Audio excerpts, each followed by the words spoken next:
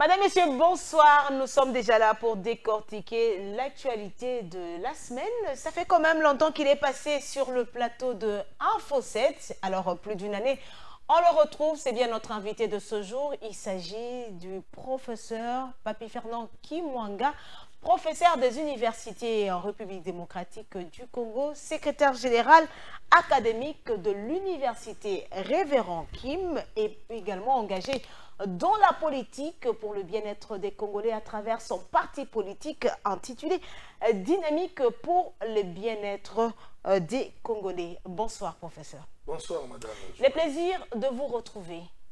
Après un si long moment, après les élections de 2023, vous avez disparu. Qu'est-ce qui s'est passé? Frustré. Un homme frustré. Et pourquoi? Qu'est-ce qui vous a fait mal quand vous voir, êtes même retiré? De voir quelqu'un qui a été massivement voté ne pas être proclamé. Et ça, ce n'est qu'un miracle qui peut se produire avec la CENI de Kadima. Ah, comment ça, la CENI de Kadima? Parce que lui, il a proclamé ce qu'il pensait être déjà des députés de sa poche. Moi, je suis allé jusqu'à la Cour constitutionnelle. Ah, vous avez été débouté à la Cour constitutionnelle? Non, mais quand mon regroupement m'a demandé de laisser tomber, j'ai abandonné parce que je suis quand même respectueux des autorités du regroupement. J'ai dit abandonner. Mais mon affaire était prise déjà en délibéré. Mais vous comprenez déjà à quel niveau nous en étions. Donc, ça veut dire à un certain moment, tous ces temps de silence, c'était consécutivement à cette frustration politique. Je ne pouvais pas m'en revenir, vu l'engouement qu'il y avait.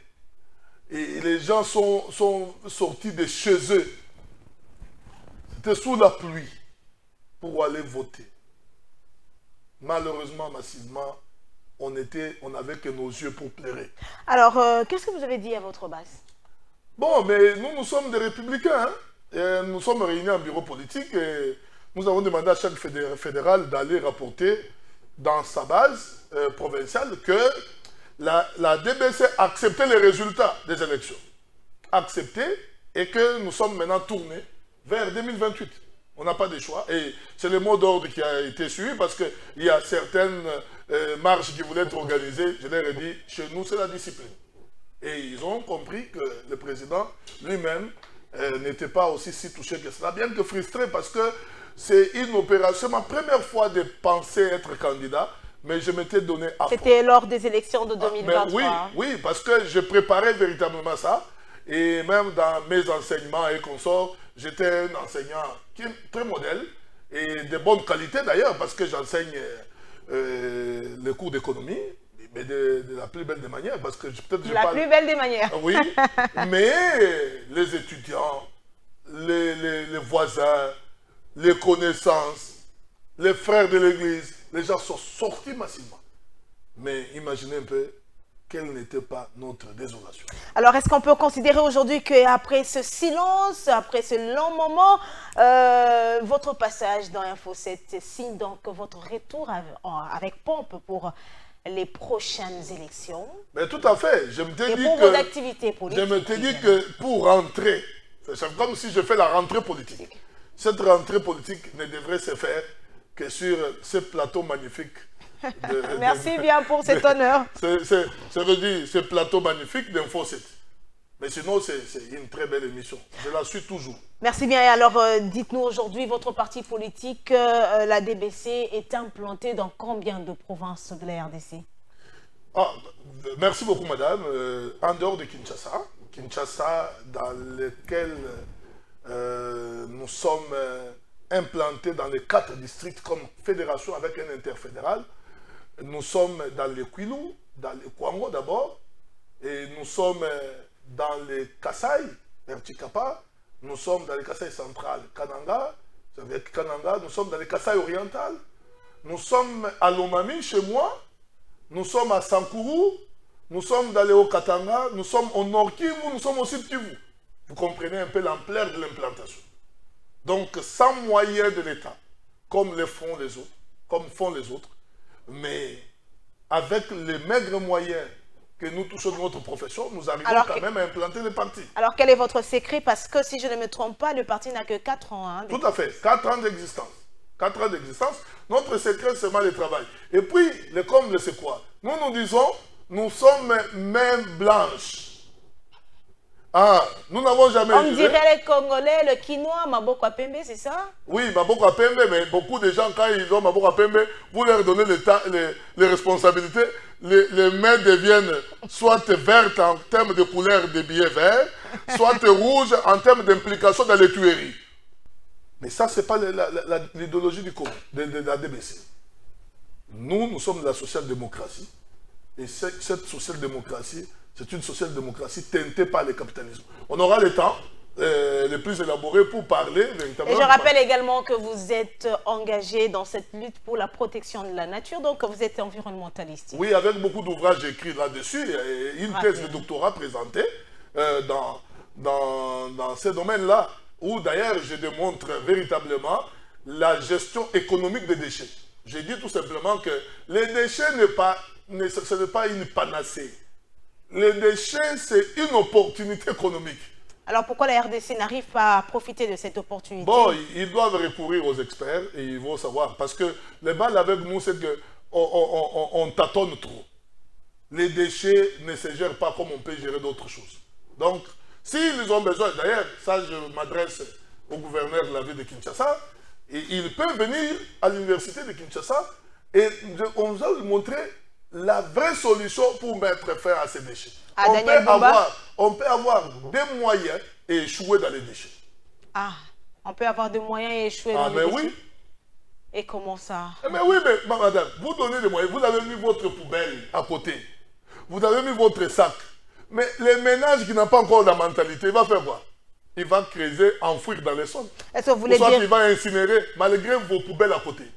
On a vu depuis le départ de l'Union européenne, si je ne me trompe pas, les déchets sont devenus un casse-tête dans la capitale de la République démocratique du Congo.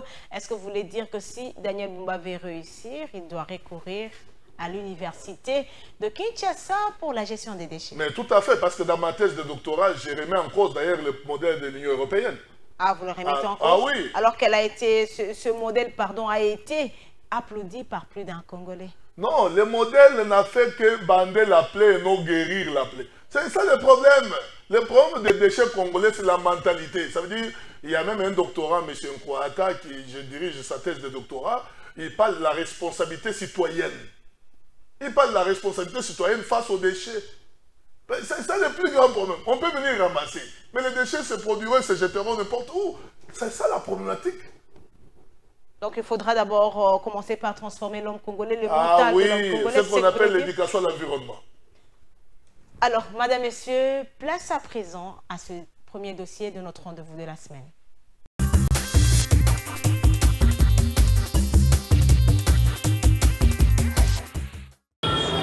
En prélude de la rentrée scolaire 2024-2025 qui est dans une semaine, quelques marchands des accessoires scolaires du grand marché Zando dans la ville-province de Kinshasa ont déploré les manques de circulation monétaire.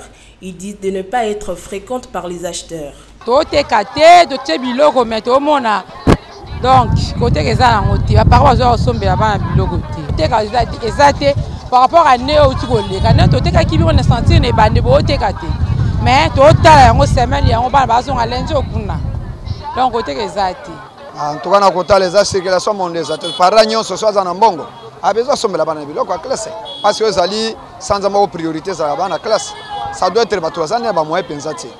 Suite à la nouvelle pandémie Mpox, maladie du singe, le parent appelle les autorités de prévoir de mesures fortes, strictes et compétentes pour protéger les enfants pendant la période scolaire. Comme dit-on, gouverner c'est prévoir, hein? Gouverner c'est prévoir. Là, il faut le gouvernement prendre des précautions pour que les enfants à la classe se base à la protéger. Baluka moyenyoso. Bao bazali boso na biso so ba monite malade eza. Soki ba lobi bana ba kende te to ko batela bana ba biso timbu kolomoko ko sila. Ba ngomoko ba ko luka solution ya ko sala. O biso to za solution to ko sala.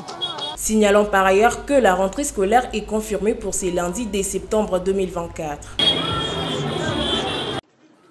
Au terme des travaux de la commission paritaire gouvernement banc syndical de l'éducation nationale et nouvelle citoyenneté, marquée par les âpres échanges, tenu entre les deux parties jusqu'à l'aurore, avec à la tête le vice-premier ministre, ministre en charge de la fonction publique, Jean-Pierre Liaou, représentant Madame la Première ministre, assistée du ministère à l'éducation, Raïssa Malou, au budget, Aimé Boji, du ministre des Finances, Doudou Fouamba, des vice-ministres à l'enseignement et au budget. Ces assises ont connu un atterrissage en douceur avec la signature du protocole d'accord prenant en compte les résolutions visant l'amélioration des conditions socio-professionnelles des enseignants de l'école primaire et secondaire, telles que voulues par le président de la République, Félix Antoine Tshisekedi Tshilombo.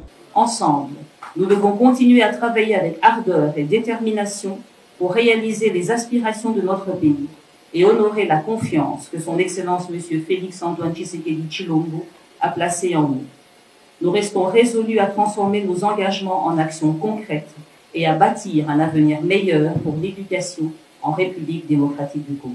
Le gouvernement a réitéré son engagement de poursuivre avec le processus visant à rendre viables les conditions de vie et de travail des enseignants, et ce, dans l'optique de garantir une bonne éducation des enfants congolais. C'est donc ces hommes et ces femmes qui sont nos héros, qui nous ont appris à lire, à compter et à devenir des hommes que nous sommes. Voilà pourquoi nous allons tous ensemble nous battre pour matérialiser la vision chère à son Excellence, Monsieur le Président de la République.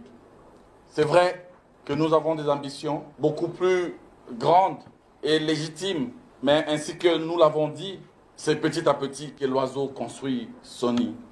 Et nous n'avons aucun doute qu'avec la synergie que nous avons mise en place, nous allons certainement aboutir dans les mois, les années qui viennent à une amélioration nette des conditions sociales de l'enseignant congolais.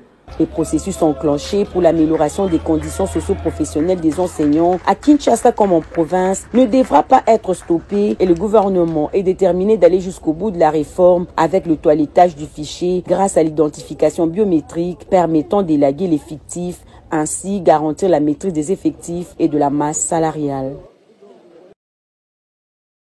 Au sortir de son entretien avec la première ministre, le directeur général de la société Maïdro, Paul Heinz, s'est dit satisfait de l'attention des Judith Souminois face à ce projet de conversion du gaz au lac Kivu afin de fournir l'électricité à l'est de la RDC.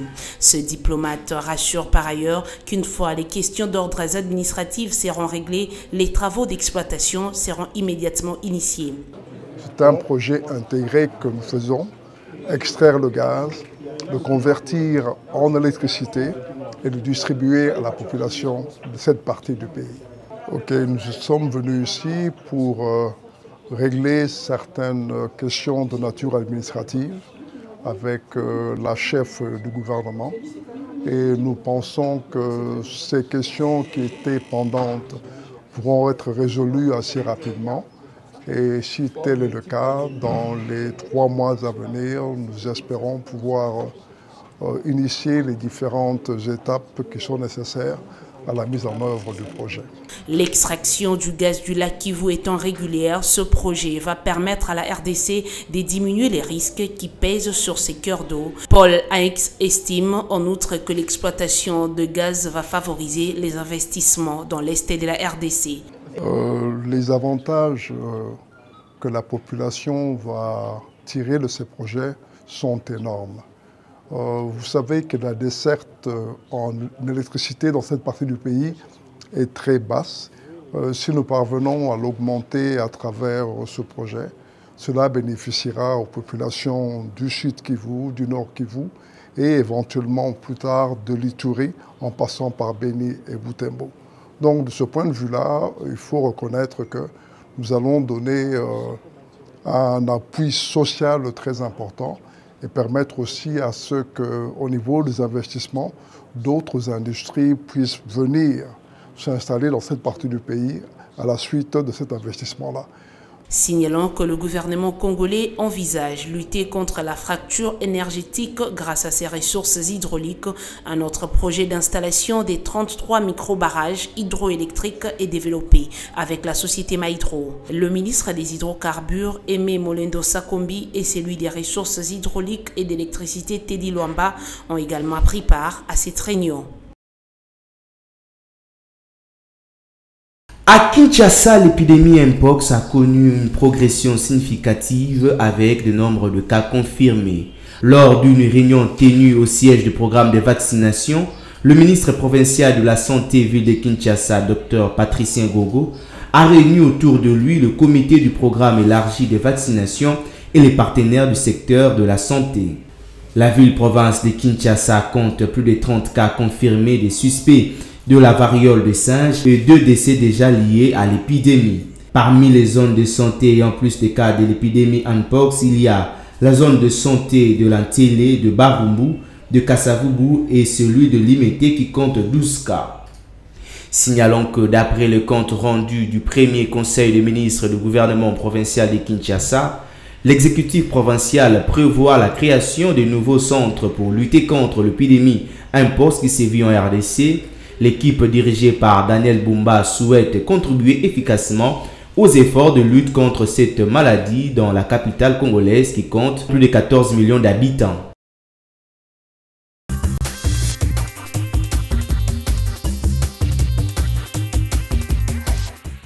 Rentrée scolaire annoncée déjà pour le 2 septembre prochain. Alors, professeur Papi Fernand Kimwanga, d'un côté la rentrée scolaire et de l'autre côté, on a cette maladie, le Mpox, qui touche plus les enfants.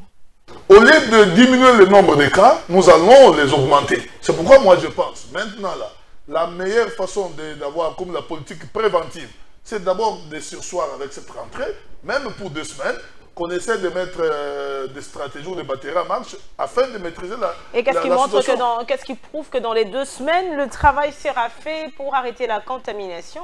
Oui, mais le problème c'est quoi? C'est qui est sûr, la contamination s'est fait beaucoup plus par le fait qu'il y a des personnes contaminées qui ne veulent pas se signaler, qui restent dans les maisons, qui sont cachées. Or, si nous parvenons à identifier véritablement les vrais touchés, on peut les isoler, les mettre en quarantaine. Mais s'ils sont mis en quarantaine, la propagation serait maîtrisée. Alors si elle est maîtrisée, nos enfants peuvent aller à l'école. Nous savons que, au moins, mais dès maintenant, la situation telle qu'elle se présente, je suggère au gouvernement quand même de voir un peu comment retarder les choses. Mais déjà, je me demande, vont-ils retarder pour demain dimanche? Ça sera difficile. Ils sont partis pour la rentrée scolaire, mais avec beaucoup de risques de voir des cas augmenter. Est-ce que nous pouvons dire que si Kinshasa, par exemple, enregistrait autant de cas après la rentrée, c'est le gouvernement qui sera tenu comme responsable? Ah oui, parce qu'un homme prudent, on dit en français, voit le mal de loin. Parce que si réellement la rentrée fait d'office augmenter les cas, la responsabilité serait gouvernementale. Parce que le ministre de l'enseignement primaire et secondaire devrait quand même penser à cela. Parce que c'est son secteur. Mais dès lors qu'on n'y pense pas et qu'on veut subir, un dirigeant ne subit pas. Un dirigeant anticipe, comme on dit en management, planifie des choses. Sinon, ça serait compliqué. Mais dans plusieurs cas en RDC, on est toujours subi, comment je veux dire, les autorités subissent toujours. Malheureusement. Et le peuple congolais, est-ce que vous voulez dire que c'est le manque de préparation? Non, je vais dire, j'ai suivi une vidéo, il y a un monsieur qui disait que le chef de l'État actuel est celui qui coûte plus. Vous savez pourquoi, madame? Pourquoi? On nous a vanté des gens, il est expert dans ceci. Quand on le prend, il arrive, il est nul. Il ne fait rien. On nous a vanté des gens, il est fort dans ceci. Quand on le prend, le secteur recule. Maintenant, on se pose la question. C'est que l'entraîneur fait le bon choix, mais les joueurs ne sont pas compétents. Non, on dit toujours qu'on n'a pas de mauvaises troupes, mais on a les mauvais chefs. Non, madame. Alors, là, on peut dire qu'on n'a pas toujours de mauvaises troupes, on a un mauvais chef. Si les chefs opèrent de mauvais choix. Mais ici, c'était des choix. Nous avons vu des gens qui étaient même à la télévision, comme mon aîné Kaboulou. Permettez-moi de le citer parce qu'il était ministre de la République. Il était ministre des Sports. Mais il a, je vais vous dire la vérité, il a critiqué tous les ministres qui se sont succédés. Mais à son tour, qu'est-ce qu'il a foutu? Il a fait ce qu'il pouvait faire. Ah, mais c'est de la foutaise. Il n'a pas été à la hauteur. Mais en quoi? Les sports congolais n'eût été la bravoure du président de la République pour se dire non, je tiens à ce que les jeux de la francophonie se tiennent, il aurait 0. Mais aujourd'hui, il se couvre derrière, il se cache derrière les jeux de la francophonie. C'est pourquoi moi je dis, madame, le président de la République fait le meilleur choix. Mais est-ce qu'il a des gens pour lui rendre? Vous savez, il y a une phrase que le président Kabila disait. C'est le fait de n'avoir pas transformé les Congolais. N'a pas eu 5 bonnes personnes autour de lui, 5 bons collaborateurs. De son dernier discours, il disait, les regrets, c'est de n'avoir pas su transformer les Congolais. Mais aujourd'hui, il y a les Congolais, quand on dit il est ministre, la première des choses, c'est quoi? Comment je vais acheter le bouddhique? Alors, professeur, la rentrée scolaire déjà s'annonce, mais il y a une tension entre les syndicalistes et les gouvernements. Et c'est pratiquement à chaque année où il y a la rentrée scolaire. Oui. Mais finalement, c'est inquiétant. Hein? C'est devenu une récurrence. C'est devenu une récurrence. Mais le gouvernement, pour éviter cette récurrence des revendications, le gouvernement doit quand même bien traiter les enseignants, madame. Il est impensable. Nous, ici à l'université, nous enseignons. Mais nous n'avons pas les mêmes peines que nos enseignants de l'école primaire et de maternelle.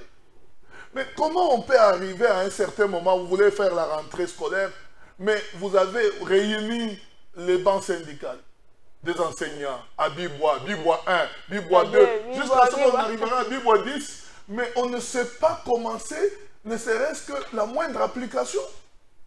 C'est vouloir rejeter cette classe alors qu'ils forment.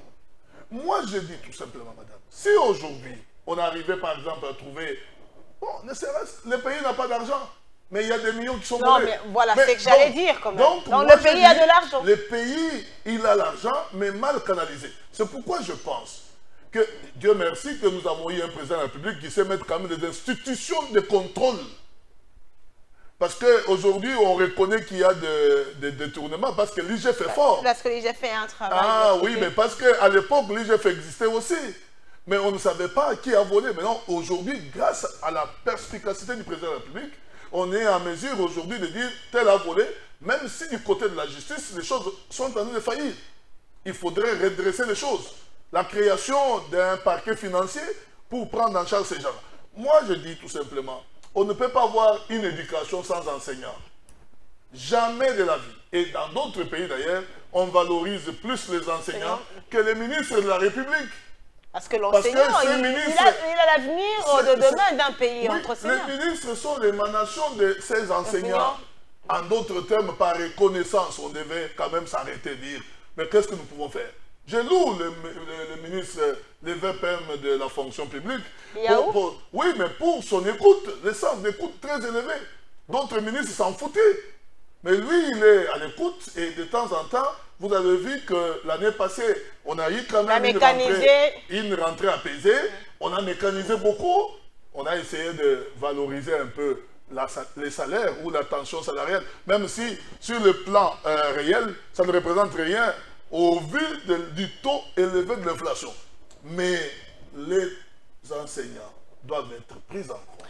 Ce sont des personnes valeureuses. Et dans tous les pays sérieux, on s'arrête, on dit qu'est-ce que nous pouvons faire pour nos enseignants. Alors, il y a eu... Tant que cela ne sera pas fait, il y aura toujours des problèmes. Oui, il y aura toujours ces problèmes-là. Des tensions. Comment vous pouvez comprendre, madame, ces enseignants-là sont restés avec le NI perpétuel? Ça veut dire que le ministre de l'EPST, lui, ne connaît véritablement pas les effectifs de son secteur. Si réellement vous dites qu'il y a des NI, c'est que des NI sont des personnes qui travaillent, mais qui n'ont jamais été mécanisées. Mais pourquoi en rajouter d'autres? C'est comme ça que j'ai dit à madame la première ministre, bravo à elle, parce qu'on ne peut pas continuer à donner le numéro de matricule tant que les premiers engagés ne sont pas encore mécanisés et ne sont pas payés. Alors, professeur, la semaine, il y a eu cette table ronde de jeunes et le premier sommet de jeunes des pays africains à Kinshasa. Alors, l'inquiétude de jeunes aujourd'hui, c'est vrai, il faut réunir des jeunes. Lorsque les jeunes viennent fraîchement des universités, alors pour aller chercher du travail, ils sont butés à une demande qu'ils ne savent pas comment répondre. On exige l'expérience. N'est-ce pas, selon ce que pensent certains, un blocage à l'épanouissement de la jeunesse d'aujourd'hui? Oui, mais tout à fait, mais cela est consécutif à l'inadéquation entre les programmes d'enseignement et les désirs des hommes d'affaires. L'inadéquation. Parce qu'aujourd'hui, nous avons des cours parce qu'on nous a laissé par les Belges, on a fait ceci. Ah oui, hein, c'est qui ne répond même pas ça ne aux répond exigences pas du aux pays. desiderata des hommes d'affaires. Parce qu'aujourd'hui, je vais vous dire une chose, les chefs d'entreprise n'engagent pas pour les biens des gens, ou bien parce que ce monsieur est de chez moi. Ils engagent lorsqu'ils trouvent que cette personne va lui rendre un bon service et un meilleur service. Mais qu'est-ce que ce monsieur doit faire s'il doit engager et commencer les formations intenses? C'est comme si... C'est une perte pour lui. Ah oui, alors c'est comme ça. Pour contourner ces différentes formations, il se cache derrière l'expérience professionnelle. Je n'en veux pas à ces derniers. Moi, j'en veux au ministère de tutelle de l'ESU, par exemple, qui doit savoir, aujourd'hui, j'ai loué les LMD, parce que même si les gens veulent mettre fin à ces systèmes, moi je trouve... Ah mais c'est pas mauvais? Ah bon, mais il y a des gens qui pensent que c'est mauvais, parce que nous sommes allés quand même précipitamment. Ça veut dire qu'il y a des préalables. Mais RDC n'était pas bien préparé oui, à accueillir. Il y a des préalables, mais c'est le meilleur système qui permet la professionnalisation de l'enseignant. Parce qu'à un certain moment, quelqu'un peut terminer en L2, peut quitter la L2 et LMD, il peut jouer le rôle de comptable. Parce que la comptabilité n'est plus enseignée comme dans l'ancien temps. Ici, on enseigne une comptabilité pratique avec des logiciels et consorts. Dès que le monsieur veut engager un comptable, il peut le prendre en L2 sans avoir la licence, mais il est habile à faire quoi? À tenir une comptabilité. Là, mais dès lors que nous resterons dans cette inadéquation, madame, moi je vous dis la vérité, les hommes d'affaires ou les chefs d'entreprise se cacheraient derrière cet alibi. Mais aussi, l'alibi, comme vous l'avez dit, ça constitue un frein pour les jeunes. Alors, comment relever ce défi? Ah, mais non, pour relever ces défis-là, il faut avoir des diplômés complets. C'est-à-dire quoi? Ça veut dire des diplômés qui n'ont pas d'institut. Vous allez voir, madame, nous avons des cours à l'université ou d'enseignement supérieur. On a les cours d'informatique dans toutes les promotions. Mais comment ces cours d'informatique se donnent? Mais quand quelqu'un termine, on lui dit, monsieur, tu es économiste, oui, tu vas tenir ta comptabilité informatisée. Mais il ne sait même pas comment toucher sa souris, tenir sa souris. Dites-moi un peu, que ferait cet homme d'affaires?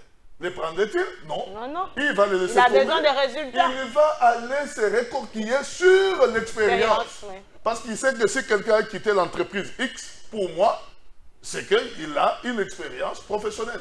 Donc moi, je me dis tout simplement, on doit repenser notre façon d'enseigner.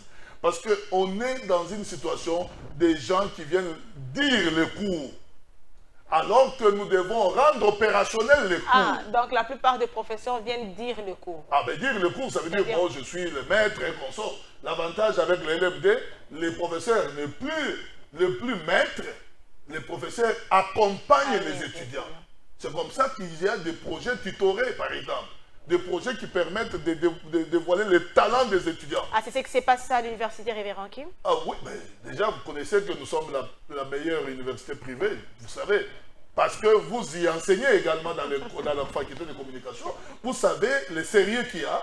Et puis, la pratique, vous-même, vous êtes très d'accord avec moi. La pratique professionnelle là-bas, c'est beaucoup de temps pour que quand un étudiant quitte et qu'il vient soit directement ici, utile à la société. Il est utile. C'est comme ça que tous les produits qui terminent à Révérend Kim, permettez-moi de parler, quand ils viennent dans les différents médias, ils sont pris sans beaucoup de temps de stage. Contrairement à d'autres universités. Merci bien, madame, messieurs. Prenons à présent ce deuxième dossier de notre rendez-vous de la semaine.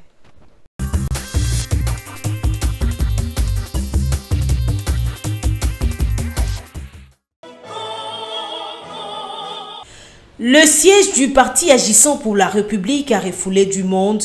Une journée particulière et historique qui annonce un nouveau vent. En présence des cadres et militants du parti, Maître Camille Richard Kalele, secrétaire général du parti cher au ministre de l'Aménagement du Territoire Guy Luando, a dévoilé son équipe gouvernementale composée des secrétaires exécutifs nationaux et leurs adjoints, des membres de la Ligue des femmes et des jeunes, ainsi que de la cellule de communication du parti. Dans le secrétariat exécutif national, on retrouve notamment la sénatrice Aminata Namassia, ancienne vice-ministre de l'EPST, le sénateur Moïse Ekumbo, la sénatrice Cathy Boutema, et Mathéus Kanga, président de l'Assemblée provinciale de la Chopo. Si Albert Ekolombé est à la tête de la Ligue de jeunes, Maître Gertrude est nommée présidente de la Ligue de femmes. Les heureux du jour ont non seulement promis de travailler d'arrache-pied pour le développement et l'émergence du parti, mais ils ont aussi juré fidélité et loyauté à l'autorité de référence du parti, Maître Guy Luando. Je suis très contente et très éblouie parce que c'était un gouvernement tant entendu et aujourd'hui le secrétaire général de notre parti vient de réaliser sa promesse. Presque tout le monde a été content. Le secrétaire général vient de faire sa part. Il a donné la forme à la Ligue de femmes et à nous maintenant de travailler sur le fond, de donner la forme sur le fond et c'est ça notre travail. Visiblement, c'est un choix judicieux opéré par le secrétaire général du parti, Maître Camille Richard Kalele. Satisfait de la première équipe gouvernementale, les cadres des militants du parti n'ont pas manqué d'exprimer leur gratitude au chef de l'administration du parti Agir. Une énergie incontournable sous le leadership de Maître Camille Richard Kalele sera ainsi déployée pour porter haut l'étendard du parti Agir de Guy Luando, qui s'affiche désormais comme une force politique incontournable au sein de l'Union sacrée de la nation.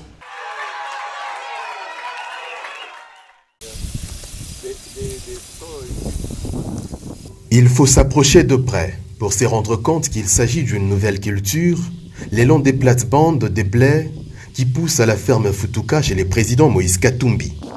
2 hectares étalés sur une grande surface.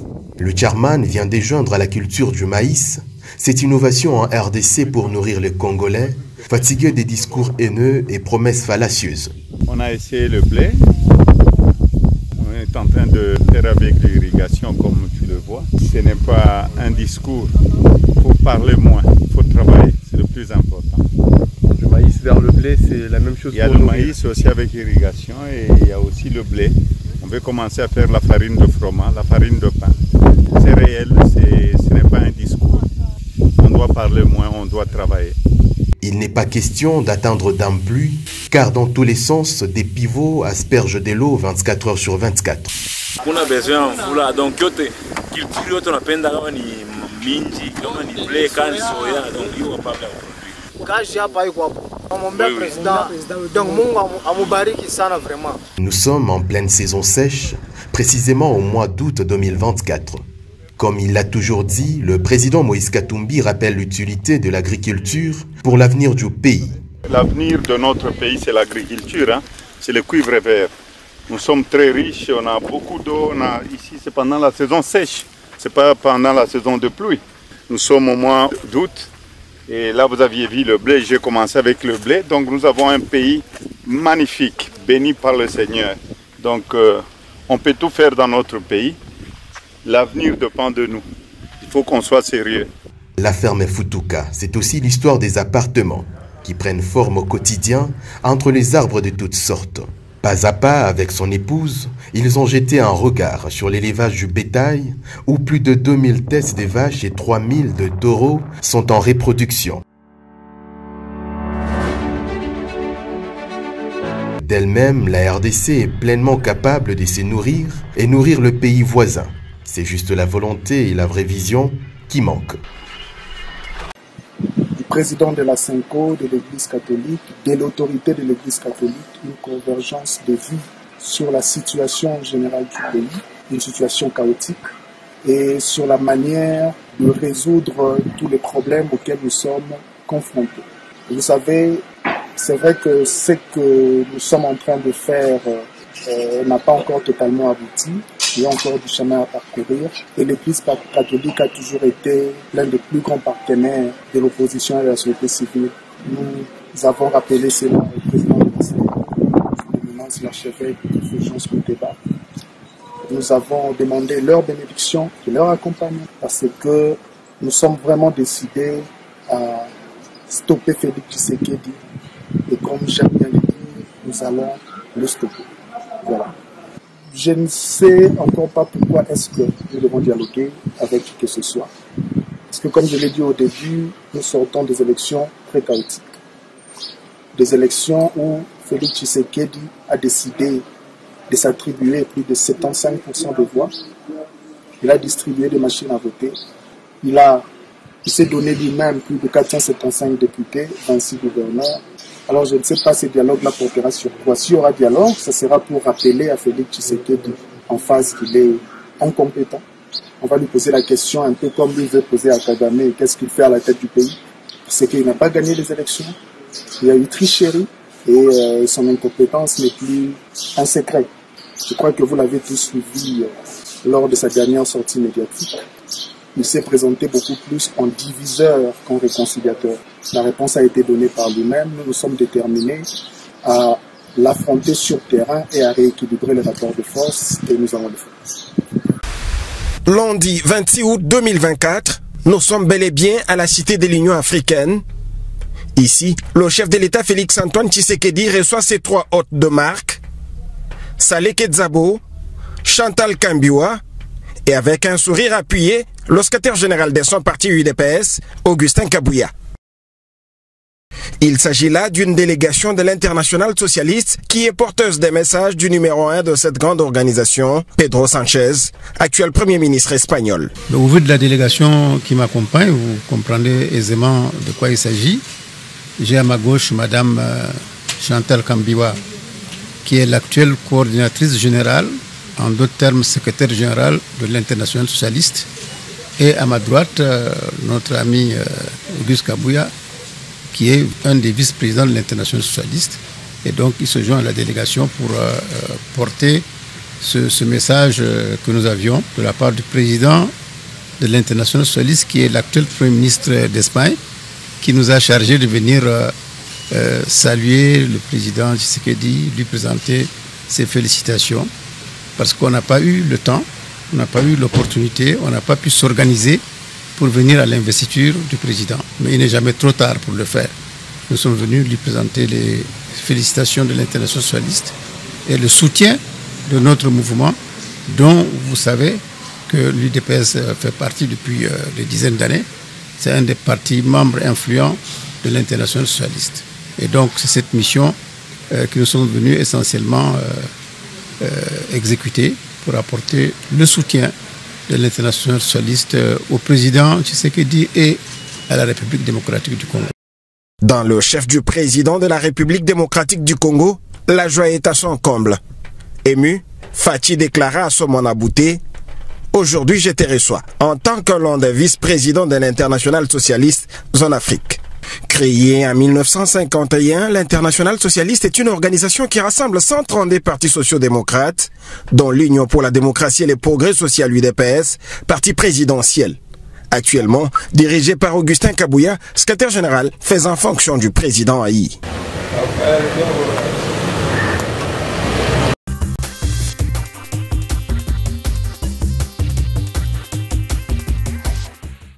Alors, cette Kikouni veut à tout prix rappeler à Félix Tshisekedi en face qu'il est incompétent. Professeur, vous l'aviez suivi. Ah, qu'est-ce qui vous fait rire? Ça me fait rire parce que je n'ai jamais vu un vrai incompétent qui veut qualifier d'autres d'incompétents. Mais comment dire que... Ah, mais oui, mais... Cette Kikouni est incompétent? Ah. Si quelqu'un est capable même d'organiser sa plus petite campagne présidentielle, il doit se raffilier, c'est quelqu'un d'autre. Est-il compétent? C'est-à-dire qu'incompétent, c'est celui qui sait planifier des choses. Il dit, je serai candidat, voici comment j'effectuerai ma campagne. Donc lui, il est candidat à la République pour attendre les aides de quelqu'un. Ça, c'est la compétence? Ça, c'est la mendicité politique. Ah, cette Kikouni oui. C'est un mendiant politique? Ah, mais oui, politiquement, c'est un mendiant. Parce qu'il n'aurait pas, dû se déclarer candidat tant qu'il sait qu'il a du mal pour se déplacer dans tout le Congo. Au lieu d'être là-bas comme un tenancier de sacs et consorts, dans l'euphorie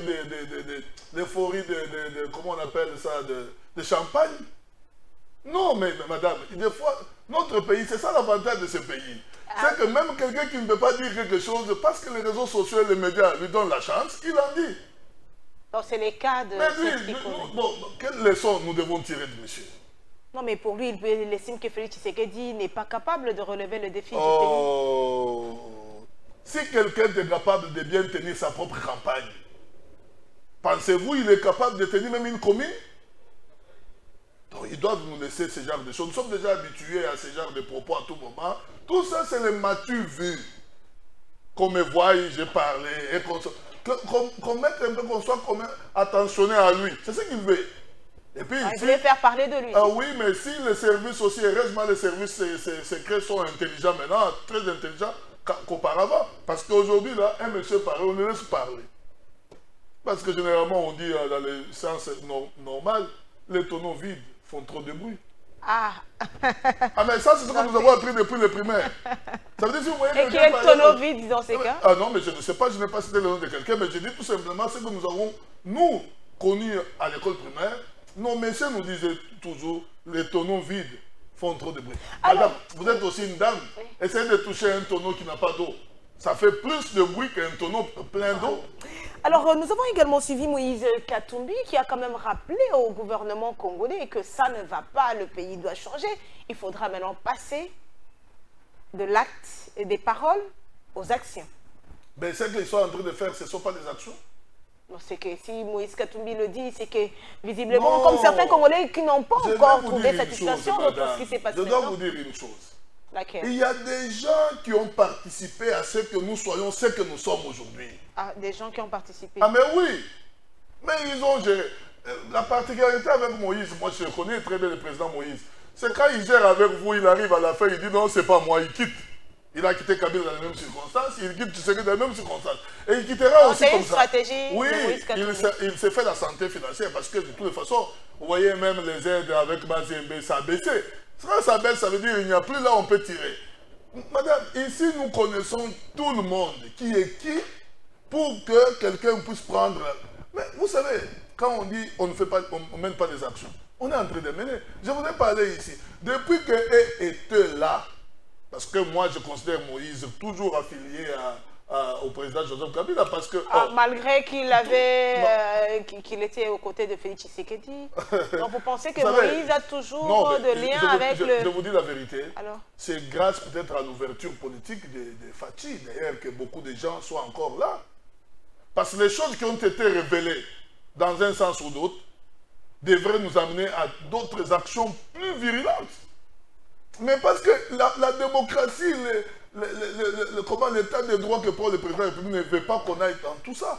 C'est pourquoi des fois, vous voyez qu'on essaie de sursoir, tout ça et qu'on sort. Mais qu'est-ce qui vous fait dire que Moïse Katumbi a toujours des liens avec Joseph Kabila? Non, des liens, quand je dis des liens, moi je n'ai pas dit qu'il a des liens. Alors qu'est-ce que vous Moi je dis, je les lis toujours. Ah, vous les liez toujours? Ah oui, oui. Parce que les bilans de 18 ans lui collent aussi à la peau.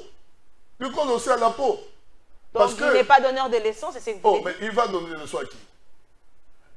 D'ailleurs, en économie, si on était normalement un pays sérieux, c'est-à-dire, en Europe, on ne peut pas dépenser de l'argent. On dit, tout celui qui marque un billet, il a $100 000. Ça ne se passe pas. On t'inviterait. Parce qu'un homme d'affaires ne dépense pas pour dépenser. Mais toi, celui qui marque, je donne. Ça veut dire qu'il y avait quelque part où tu puisais. Est-ce que vous entendez encore ce même discours aujourd'hui? Ça a baissé. Pourquoi? Parce que le président de la République est venu quand même avec les resserrements budgétaires. Aujourd'hui, c'est vrai, il y a des dérapages que nous condamnons véritablement parce qu'on ne peut pas, en tant que Congolais, laisser les gens se taper des millions dans les détournements. Mais dès lors que vous êtes là, vous voyez que les choses se font. Mais vous avez volé, vous avez détourné, vous avez fait ceci. Ce régime, parce que les détournements dans ces régimes-là sont les gens.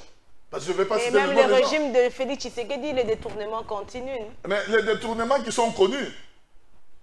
Mais pour quelle finalité? Nous les intellectuels, vous savez, ni Tété ni Jeff, cette affaire de forage serait connue du commun de mortels. Entre-temps, Nicolas Kazadi est toujours en train de faire des vaquer paisiblement à ces affaires. Cette affaire de forage ne serait pas connue de commun de mortels si l'IGF ne s'y était pas impliqué.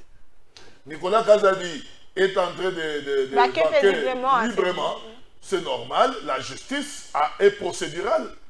La justice est procédurale. Lorsque nous connaissons que le ministre, l'ancien ministre du Développement Rural Robota était en prison. Eh bien, ils étaient en prison parce que dans la logique des choses, les vrais acteurs du détournement, s'il y en a aussi détournement, ce sont ces deux ministres. Parce que le ministre des Finances, lui ne sort que ce qui a été validé par le budget et consort. Il dit, je paye, c'est la caisse. C'est lui l'ordonnance. Il dit, je paye. Mais entre-temps, qui ont monté le dossier? Ceux qui ont monté le dossier technique sur le développement réel et autres. Normalement, si la justice avait d'abord procédé par interpeller ou bien mapper ces deux ex-ministres, c'est en connaissance de cause. Maintenant, lui, il viendrait comme renseignant, monsieur, oui, ben, toi, tu avais sorti un consort. Mais là où on peut dire, bon, monsieur, il y a un problème, c'est le paiement en procédure d'urgence. Oui. Quelle était l'urgence qui était plus impérieuse pour que cet argent sorte dans ce sens? Là, on l'appellerait, monsieur, venez nous expliquer. Mais au vrai sens du terme, on a voulu quand même. C'est ce qu'on dit, comment on appelle, le matu-vie devient la caractéristique principale de la société congolaise. Et on crée ça, on a sapé, c'est vrai, on peut l'appeler comme ça, on a sapé véritablement, parce que jusque-là, il jouit de la présomption d'innocence. Moi, je ne suis pas d'avis qu'il puisse opérer ces choix-là de détournement et consort. S'il y a réellement détournement, je vous dis la vérité, moi-même, je ne suis pas d'avis. Je connais dans une société que je dirige, madame, pour vous dire quelque chose. J'ai pris quelque chose comme argent. Je ne peux pas donner le montant. J'ai informé le président du conseil d'administration. Mais lorsqu'il est arrivé que le président du conseil d'administration devrait faire rapport aux associés à l'Assemblée générale, j'étais appelé à faire quoi? À donner l'argent. Mais les amis, on leur a dit, mais le prof a détourné notre argent. Moi, pour éviter ma honte, pour éviter que je ne puisse tenir un casier judiciaire financier qui peut m'empêcher d'aller plus loin, qu'est-ce que je dis? Mes chers amis, donnez-moi 2 semaines. Au bout de 2 semaines, je vous retourne votre situation. Et au bout de 2 semaines, j'ai retourné avant même qu'ils ne tiennent l'Assemblée. Et quand ils ont tenu l'Assemblée, il n'y avait plus de tournement. Bon, ça, c'est ce qui manque aux Congolais. C'est qui manque exactement aux Congolais. Alors que moi, je n'avais même pas pris par mes propres... J'avais informé ma hiérarchie. Mais il faut qu'il y ait des sensations de non-détournement dans nous. Malheureusement plusieurs personnalités non, malheureusement, la grande majorité des Congolais, c'est quand il est nommé. Les mêmes jours là, il commence à envoyer les petites confiances, cherchez-moi le terrain. Vous voyez? Donc, de tels genres de pratiques sont à éviter. Alors, la crise qui persiste au sein du parti présidentiel, alors il y a des internautes qui estiment que le parti est géré comme le pays est aussi géré. Non, non, non. Bon. Un parti politique, c'est un fait privé. Je ne vois pas, moi, en tant que président d'un autre parti politique, devrais-je venir me mêler des affaires internes d'un parti. C'est quand même un parti présidentiel. Un parti présidentiel n'est pas plus important que mon parti. Tous nous avons eu l'autorisation de fonctionner. Mais aujourd'hui, les partis politiques, IDPS pour ne pas les citer, a le pouvoir parce que le président de la République est l'émanation de là. Mais ne vous allez pas dire qu'à chaque fois, ce sera seulement le même parti. Hier, c'était le PPRD. Donc, les affaires internes des partis ne me concernent nullement pas. Moi, je suis président national de la DBC. Je dois gérer la DBC et je dois voir les bien fondés de la DBC. C'est aux militants, ils s'appellent combattants. C'est aux combattants de l'IDPS de pouvoir penser qu'est-ce qu'ils peuvent faire de leur secrétaire général, de leur parti. Et nous voyons beaucoup plus l'intérêt du parti. Parce que, je dois vous rappeler, madame, que notre parti, la DBC, c'est la dynamique pour le bien-être des Congolais. Et non pour les militants des partis politiques frères. Je ne sais pas si je me suis fait comprendre, madame. Vous comprenez un peu dans quelle logique nous DBC, nous mettons. Nous sommes un peu, comme aujourd'hui, nous sommes les centristes. C'est une bonne stratégie d'éviter cette question dès lors que vous êtes membre de l'Union sacrée de la Nation. Alors, professeur, vous aviez quand même appris cette triste nouvelle avec un Congolais, Rolly Tshibangui, aujourd'hui identifié à travers les réseaux sociaux comme 50K. Ces révélations faites par cet entrepreneur à la première ministre. C'est ce qui se passe dans beaucoup de bureaux congolais, malheureusement. Je me souviens même, il y a certains investisseurs qui quittent Le pays. Le pays, parce qu'il y a trop de tracasseries. Mais je loue un peu la perspicacité du président de la République, parce que là, avec l'amélioration du climat des affaires, on se vole des batailles. Parce qu'à un certain moment, les guichets uniques étaient quasi bloqués, paralysés, mais le président de la République a donné des moyens pour que le professeur Amis, qui est DG, mette le paquet double afin que la situation soit rétablie. Aujourd'hui, je vous dis la vérité, nous avons une situation. Mais ce qui est sûr... les guichets uniques. Oui, les ça guichets va uniques. maintenant Oui, ça va très bien. Il n'y a pas de blocage comme hier? Non, il n'y a pas de blocage, madame. C'est vrai, on a rallongé quand même, parce qu'à l'époque, on pouvait créer l'entreprise au bout de 3 jours. Maintenant, il faut attendre un peu, parce qu'on a dit attendre, pourquoi? Parce qu'on doit créer, parce que les Congolais sont en mesure de vous donner le même statut pour autant d'entreprises. Alors si vous dites en 3 jours, vous accélérez alors que vous prenez les faux. Moi, je suis d'avis qu'on aille même à 2 ou 3 semaines. Ça permet à ce qu'on passe au peigne fin les statuts pour qu'on sente réellement et qu'on sort. C'est pourquoi vous voyez même, par exemple, vous voyez un statut, pendant les 3 jours là, il y a des statuts qui sont passés avec des actionnaires de mineurs. Des mineurs. Des mineurs. Et bon, lorsqu'il y avait certains procès de 100 jours, vous avez vu, une société avec des mineurs, des enfants. Tout ça, c'est parce qu'au bout de 3 jours, vous avez... Moi, je suis d'avis qu'on prolonge un peu, qu'on donne du temps pour que l'on se rassure réellement que ces statuts ici ne sont pas encore passés. Parce que comme on est en train de numériser, parce que les guichets uniques à numériser, il suffit d'amener vos statuts, on essaie de les introduire, comme à l'université on fait un anti-plagiat pour voir si réellement les statuts ne sont pas encore déjà enregistrés. Ça permettra à ce qu'on évite les sociétés qui ont le même statut. Mais je vous dis la vérité, c'est écœurant de voir que ça s'est fait où? Au sommet de la République, à la primature. À la primature. Personnellement, je ne suis pas... Un ancien membre du cabinet de Jean-Michel Samaloukouni. Moi, je dis tout simplement que, personnellement, tant que la culpabilité n'est pas encore attestée, je ne peux pas condamner. Mais je loue la perspicacité de la première ministre d'avoir mis d'abord de côté ces gens pour qu'ils ne puissent pas entraver le bon déroulement du dossier. En ce moment-là, on peut savoir réellement, lorsqu'on sera en mesure de connaître si réellement les personnes est inculpée pour des vins et consorts, ce sont d'ailleurs des pratiques qui sont non acceptables et non acceptées d'ailleurs. Dans ces conditions-là, il doit subir la rigueur de la loi. Mais dès lors, maintenant là, étant donné que la culpabilité n'est pas encore attestée, le monsieur jouit de la présomption d'innocence. Nous sommes DBC. La DBC, nous ne versons pas dans les fanatismes. Nous voyons... C'est la loi. Ah oui, nous sommes républicains, je le dis. Ça veut dire, lorsque, par exemple, il y a détournement, on s'est dit, oui, la loi interdit cela. Mais bon, dès lors que la justice ne l'a pas encore établi, on ne peut pas commencer à faire chanter le nom de quelqu'un à la télévision, dans les réseaux sociaux. Ça, c'est une culture. C'est pourquoi vous voyez même les Européens ou les Occidentaux, une personne pareille, on voit la face. Parce que la justice n'a pas... Mais chez nous, non. Même les médias traditionnels, on est en train de parler de la personne, on l'expose à tout cela. Et après, vous voyez ce qui s'est passé avec VK.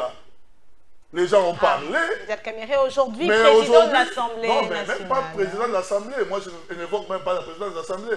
Mais il est innocent. Mais président aussi de l'Assemblée. Bon, il est innocent. Mais tous ceux qui avaient vilipendé sans attendre la dernière décision de la justice. Voyez pourquoi je dis de temps en temps, il faut être DBC pour savoir où il faut placer le pied, où il ne faut pas placer le pied. Madame, Messieurs, place à ce troisième dossier de notre rendez-vous de la semaine.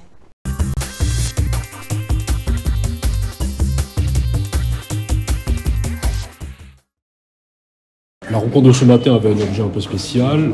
Il était consécutif à l'incident qui a eu lieu sur une des emprises diplomatiques et qui a fait l'objet d'une tentative d'intrusion, d'une opération d'intimidation qui impliquait des agents de l'État. Donc nous avons eu un entretien très confiant, très fructueux, très constructif avec la ministre d'État, en présence d'ailleurs du vice-premier ministre de l'Intérieur.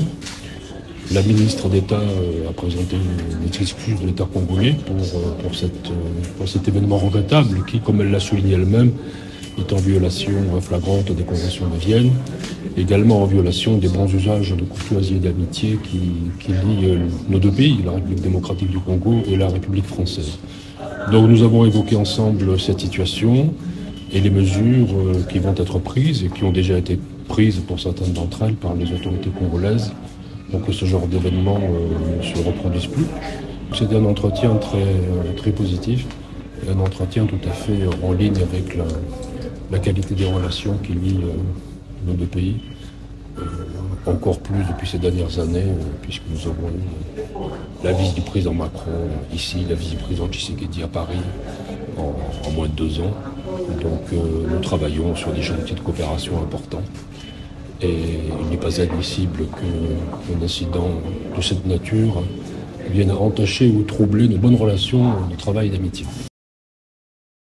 Organisé au moment où la République démocratique du Congo est marquée par une crise sécuritaire persistante dans l'Est et des conditions sociales rudes pour la population, touchant en particulier les jeunes, cette table ronde inclusive qui réunit la jeunesse congolaise et le gouvernement vise à créer un espace de dialogue constructif où les jeunes peuvent exprimer leurs préoccupations, notamment sur les difficultés identifiées afin de définir l'avenir de la nation. Tout en encourageant l'entrepreneuriat des jeunes, la chef du gouvernement congolais a aussi découragé les pratiques liées aux antivaleurs. Je salue la tenue de cette table ronde inclusive et nous, membres du gouvernement, apprécions grandement l'opportunité d'échanger directement avec les représentants des différentes catégories de jeunes sur des concepts généraux, notamment la paix et le développement, mais qui englobent néanmoins les difficultés identifiées qui concernent notre jeunesse, à savoir le manque d'insertion professionnelle, l'absence d'un environnement propice à l'épanouissement personnel, le faible taux d'accompagnement des jeunes entrepreneurs par les autorités politico-administratives. Au vu de la pertinence de cette table ronde organisée à point nommé, au vu des priorités du programme d'action de mon gouvernement 2024-2028,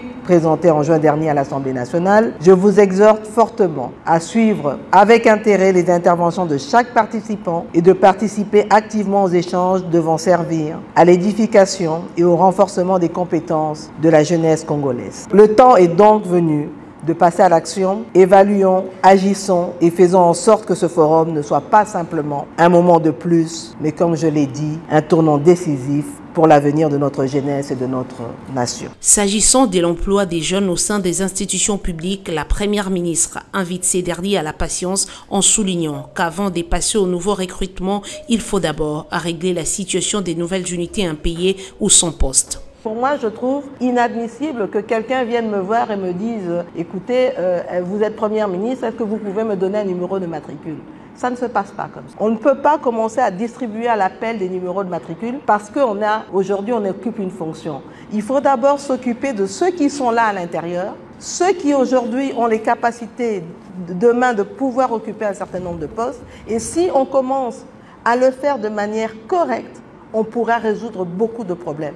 Et ça, c'est aussi dans le changement de mentalité qu'il faut travailler. Notons qu'au cours de cette table ronde, 20 projets des jeunes considérés comme le plus innovants seront présentés aux participants. Des financements sont prévus pour accompagner ces jeunes. Notons qu'au cours de cette table ronde, 20 projets des jeunes considérés comme le plus innovants seront présentés aux participants. Des financements sont prévus pour accompagner ces jeunes. Oui, c'est très promettant. Depuis que le gouvernement souminois est installé, je pense que les efforts sont faits. Nous voyons aujourd'hui, les intouchables ne sont plus touchables, ne sont plus intouchables, parce que vous allez à sens unique, on vous arrête même si vous êtes ministre. 100 jours, nous avons vu le gouvernement commencer la construction des rocades. On a commencé la construction de la route Kolwezi-Mbujimaï et beaucoup d'autres chantiers pendant ces 100 jours. Je rappelle que le dollar est resté un tout petit peu stable à 28 et le souhait de la population, c'est que le dollar baisse davantage au lieu que ça reste à ce niveau-là. Je pense que les choses bougent de gauche à droite. Et ça donne l'espoir. Le ministre qui m'a marqué, qui a marqué beaucoup de Congolais, c'est le ministre d'État, ministre de la Justice, son Excellence Constant Moutamba. Et en dehors de lui, je parle moi du ministre de Finances, Doudou Fwamba, mais aussi du ministre de l'Économie. Je parlais ici du taux de dollar qui est un tout peu stabilisé. Je parle aussi des mesures qui vont être prises d'ici là pour la réduction du prix des biens de première nécessité. On trouve qu'il est là, mais il se bat pour que les choses changent dans ce secteur. Les autres ministres travaillent aussi, mais quand vous avez posé la question des ministres qui nous ont marqués, c'est de cela que je parlais.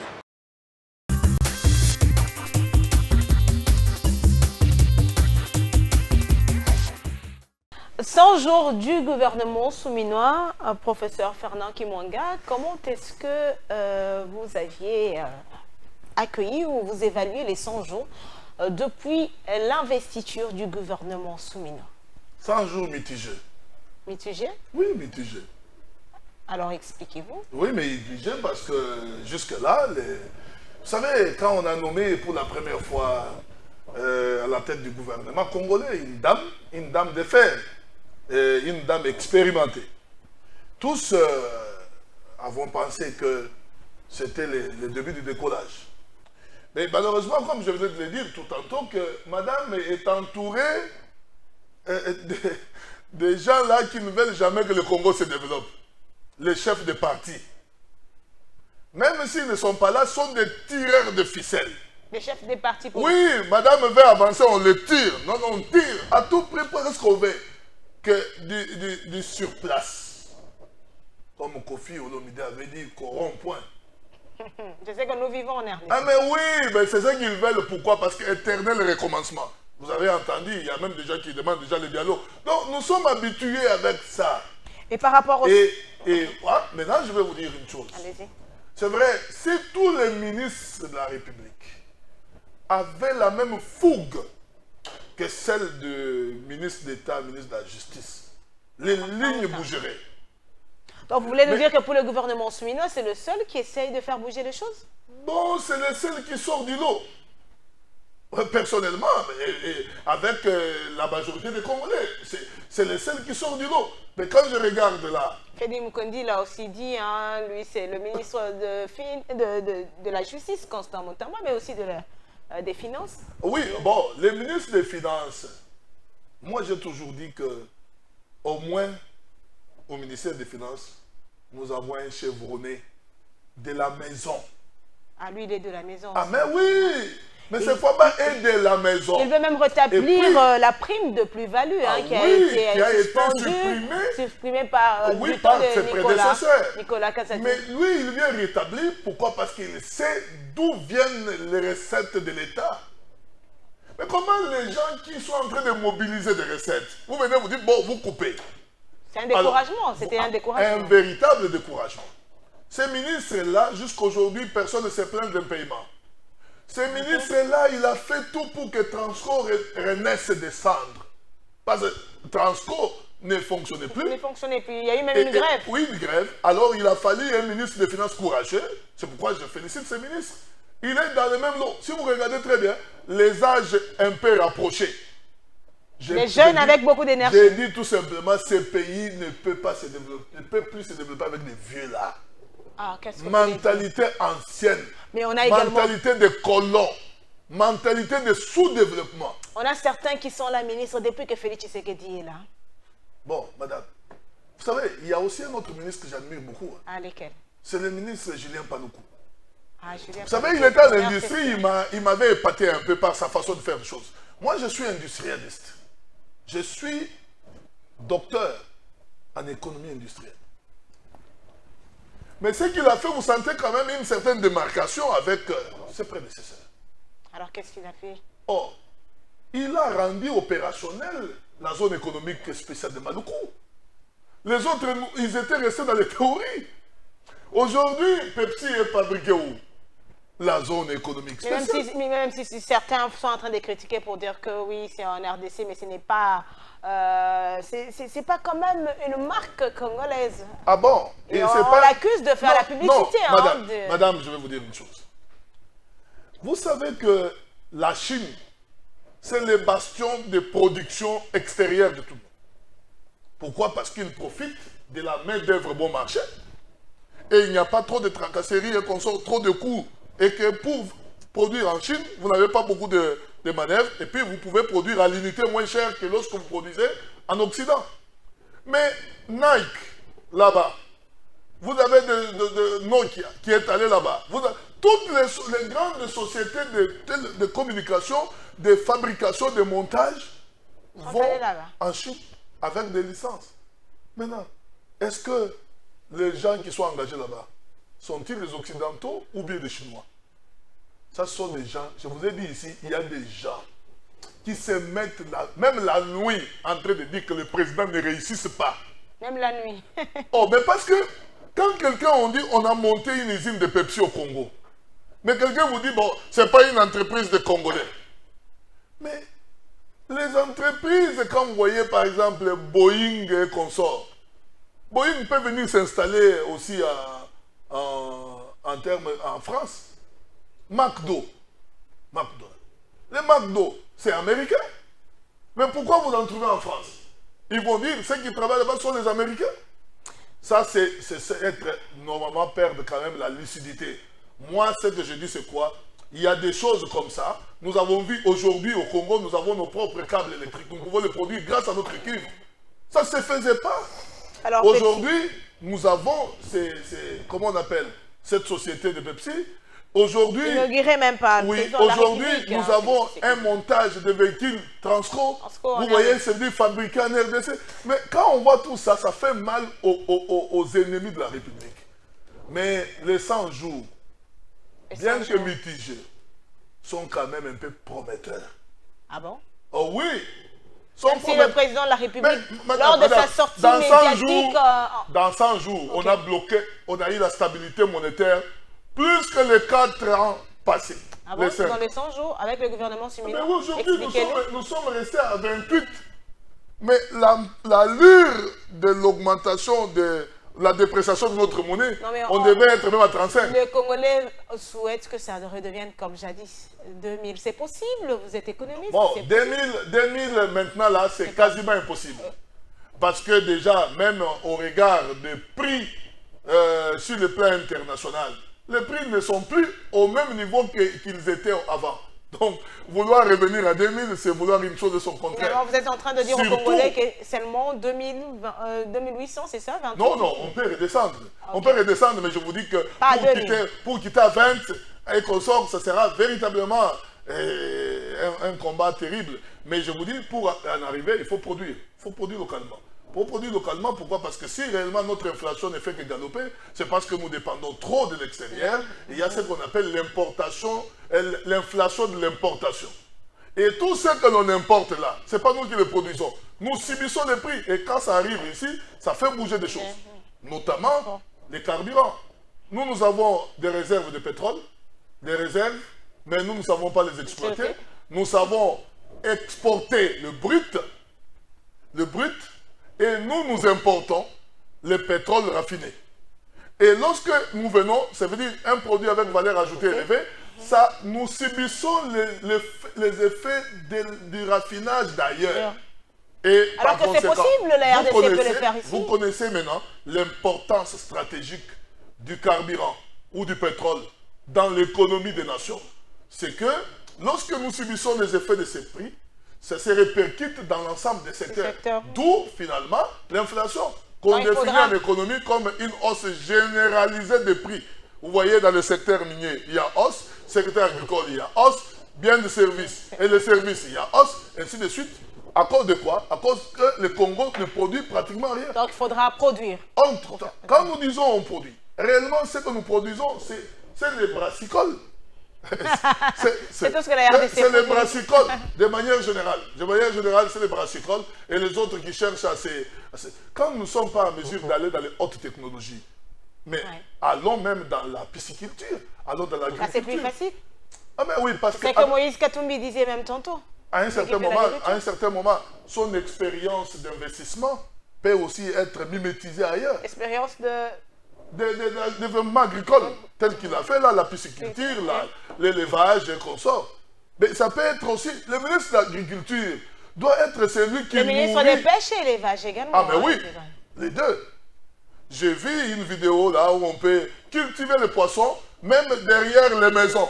même sans aller dans les États. La RDC n'a même pas autant de bateaux de pêche, donc dans les provinces, il y a des poissons qui pourrissent. Ah ouais, oui, qui pourrissent, c'est parce que les voies de... Vous savez, aujourd'hui, nous devons faire un effort. Le Congo ne doit pas véritablement se développer comme un pays qui cherche la haute technologie. Le Congo doit se développer comme était la période belge ou la période coloniale.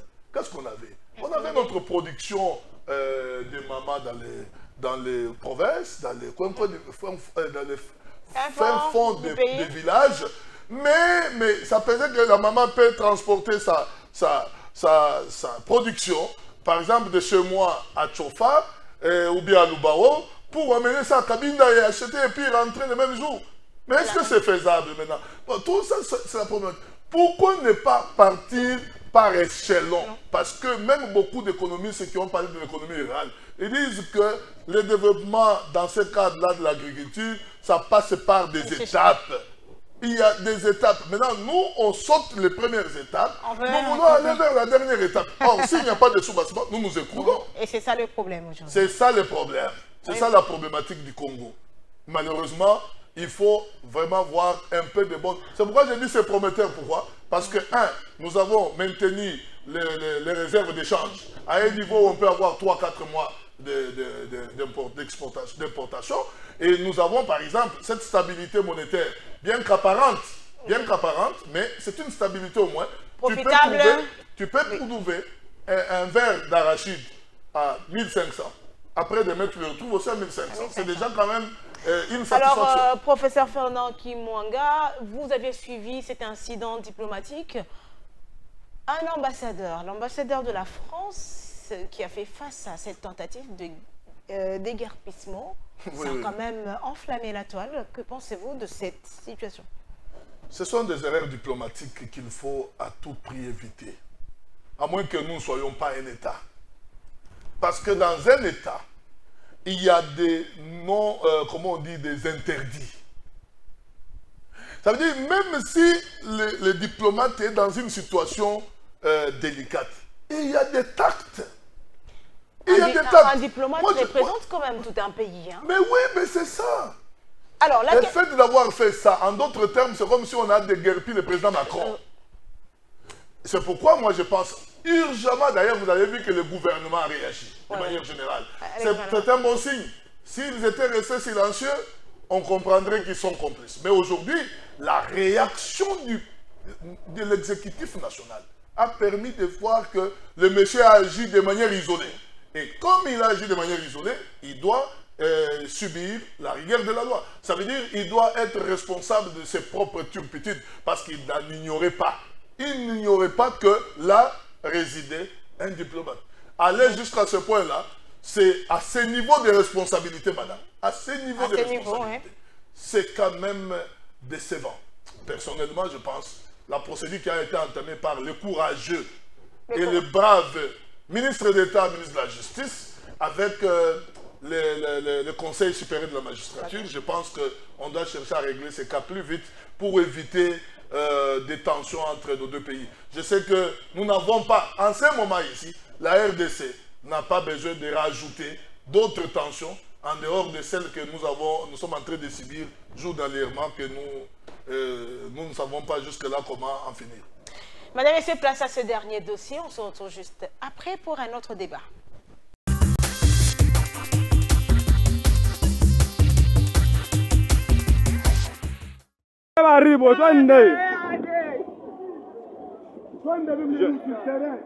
Les choses sont allées très vite. Ces trois jeunes gens font partie du gang qui a attaqué les fidèles et profané la basilique Sainte-Marie de la Kenya en pleine messe du dimanche 25 août. Et quelques heures après, les services de sécurité ont réussi à mettre la main sur trois de ces profanateurs.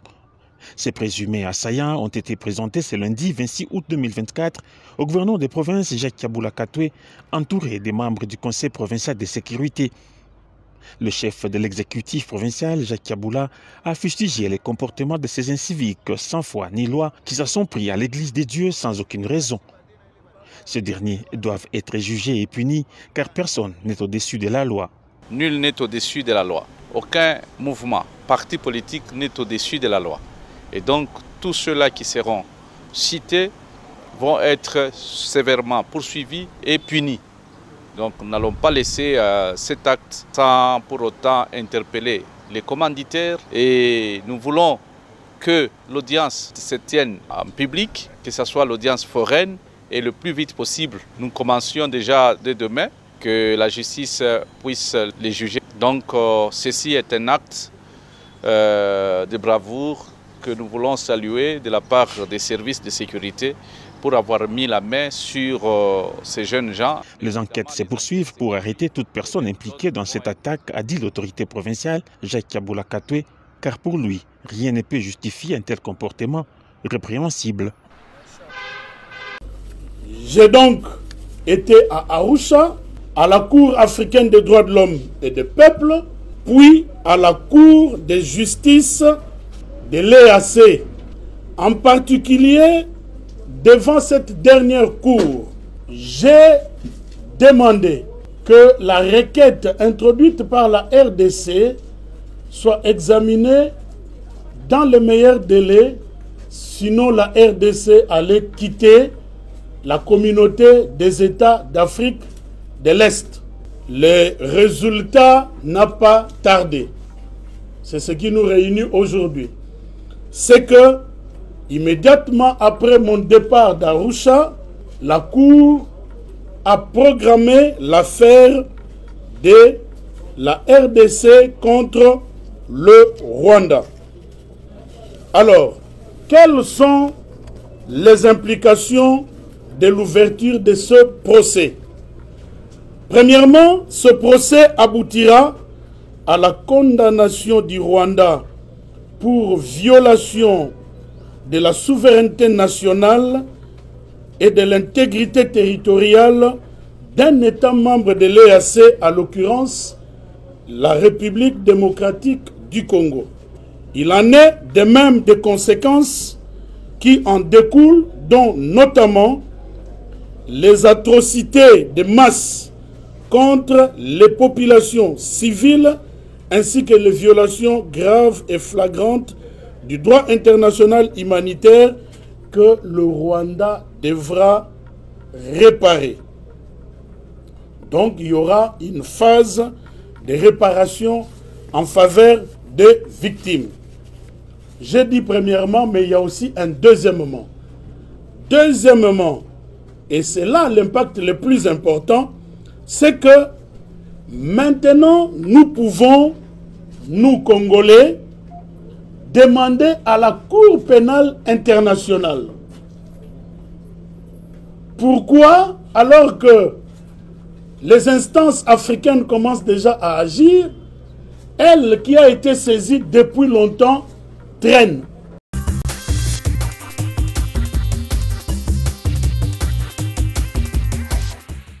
Gouvernement souminois, professeur Fernand Kimwanga, vous avez suivi à la FDCA du professeur Bahati qui menace, qui veut recadrer un peu son appartenance au sein de l'Union sacrée de la nation parce qu'il estime qu'il n'a pas été servi à la hauteur du parti et du regroupement politique. Que pensez-vous de cette démarche? Les jours où les Congolais comprendront qu'on arrive au gouvernement ou bien à l'Assemblée nationale, c'est pour le bien-être des Congolais, ces différentes querelles cesseront.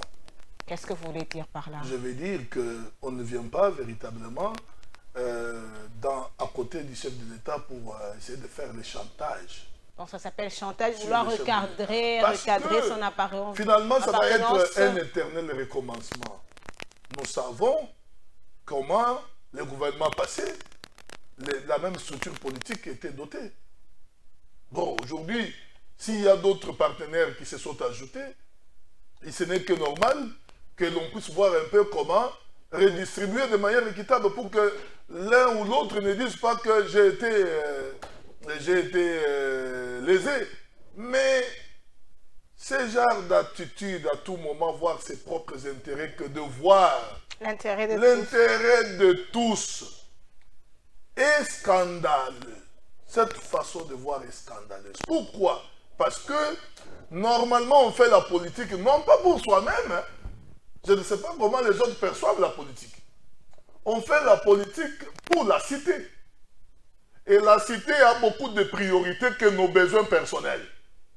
En ce moment ici. En ce moment ici, est-il véritablement opportun pour ce genre de choses? Mais bon, comme je l'ai dit pour l'IDPS, ça ne vous regarde pas. Ça ne nous regarde pas, mais c'est étant membre du de la même famille quand même, l'Union sacrée de la nation. Je demanderai à ceux qu'on trouve d'autres moyens de régler les différends que de passer par des fédérations, vous voyez, qui parlent.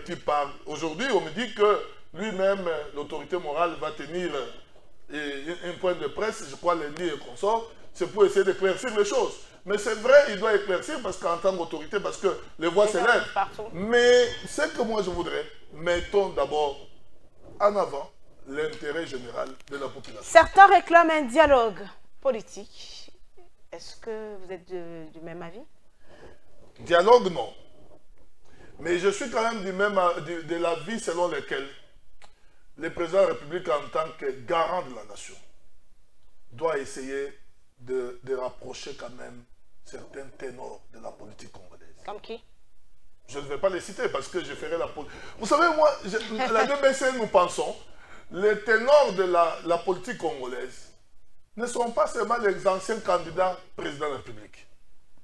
C'est ça l'erreur que nous commettons. C'est comme ça qu'il y a des gens qui s'endettent, ils ont 100 000, ils déposent. Et l'essentiel, c'est qu'il a une certaine immunité qui fait de lui, à un certain moment, tout. Bon, parce que déjà, dès que vous l'avez déposé, vous avez l'escorte. Hein, vous êtes. Mais bon, il y a des gens qui sont en mesure d'amener des solutions aux problèmes du Congo, mais qui sont négligés parce qu'ils n'ont pas de moyens. Et ici, il faudrait des consultes. Bon, je ne vais pas utiliser de consultation parce que ça reviendrait à la même chose que ce que nous avons. Mais le président devrait quand même essayer de rapprocher certains ténors. Martin Fayulu. Par exemple. Je trouve que c'est... Qui a signé son retour avec pompe. C'est monsieur réfléchi. Moi, nous sommes la DBC. C'est monsieur réfléchi. Si, par exemple, lui, on lui disait, monsieur, venez et qu'on sort.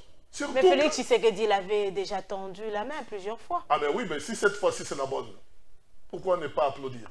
Je vous ai dit ici hors micro que lorsqu'il y a un nouveau converti au ciel, il y a la joie. Mais lorsqu'il y a quelqu'un qui pensait par exemple qu'on ne peut pas aller de là-bas, qui pense aujourd'hui que le Congo d'abord, mais pourquoi les nationalistes ne peuvent pas se frotter les mains? Alors cette question qui me vient en tête, professeur, vous avez déjà obtenu votre carte d'identité? Carte d'identité, pas encore. Mais j'ai ma carte d'électeur. Non, mais la carte d'identité, parce que l'opération avait été lancée quand même. Pas encore. Je me souviens qu'elle a été soufflée lors du lancement. Alors après... Après, je n'ai pas produit encore la suite. Mais à moins qu'on me dise qu'on veut la relancer, tant mieux. Mais personnellement, je n'ai pas encore... Mais quand même inquiétant d'être dans un pays où il n'y a pas de permis de conduire, il n'y a pas de carte d'identité. C'est vrai. Ça vous inquiète quand même. C'est ahurissant. C'est ahurissant, mais je vous dis la vérité, personnellement, nous devons tendre vers là. Vous avez vu qu'il y avait des passeports à un certain moment qui s'étaient trop chers. Et bien aujourd'hui, on commence, le chef de l'État a réussi le pari des passeports. Mais maintenant... Pourquoi la RDC ne peut pas mettre à la disposition de son peuple des permis de conduire? Mais oui, mais... Qui contribuent au développement du pays, au budget du pays dans certains, sur d'autres cieux. Madame, je venais de dire tantôt que le chef de l'État a placé des gens. Il y avait des gens qui étaient au transport. Paix à son âme, on ne parle pas de mort. De fait aucun. Mais on nous a dit que le permis de conduire était déjà en train d'être vouloir être livré.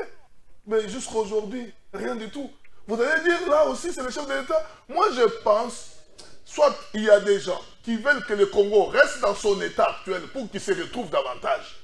Alors, il ne facilite pas la tâche. C'est parce que le président de la République est trop pasteur. Ah oui. Bon, moi, je suis du même avis que toi que la démocratie dans des pays comme le nôtre devrait être renforcée par une petite dose, pas de dictature, de rigueur. Des rigueurs. Ouais. Donc, pour l'instant, vous voulez dire qu'il n'y a pas de rigueur? Le président de la République, lui, il est beaucoup plus dans l'état de droit. Vous voyez l'état de droit ici? c'est dans un pays où les mentalités ont tellement changé, évolué. Mais dès lors que quelqu'un, lorsqu'on le met là, il passe déjà au détournement. Pensez-vous que si vous allez avec la démocratie qu'on sort, c'est ça. Il faut de temps en temps, moi j'ai aimé Mouzé.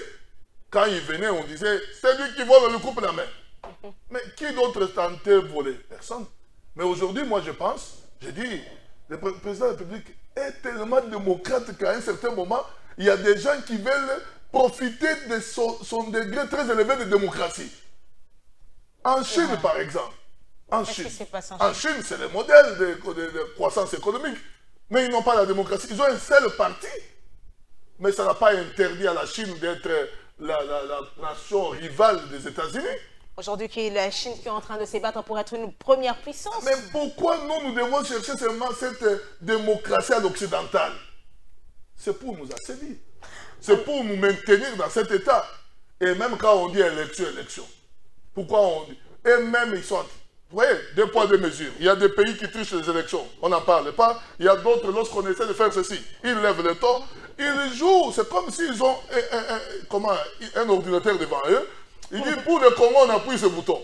Non, et pour de l'autre côté, on ajoute. Bon, moi, je ne fais pas confiance à ces gens-là, mais je vois au moins, pour une fois, depuis que le Congo est Congo, à part que nous avons eu Kassavubu qui avait tenté de faire, et les premières heures de Mobutu.